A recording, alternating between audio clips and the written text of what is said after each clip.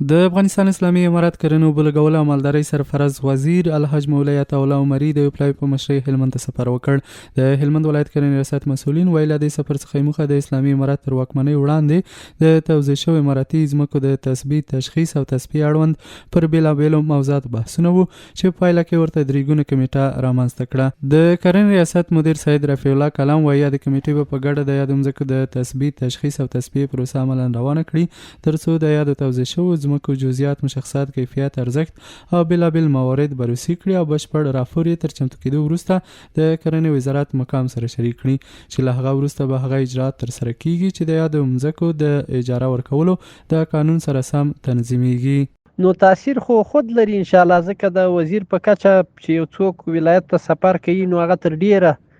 د موجوده حالت ویني د نږدې څخه او بیا کوشش په دې کې دا کوي چې د حل په برخه کې امکانات برابر کړي یا کومک او همکاري وکړي. نو سفر ان شاء الله ډیر مثبت و.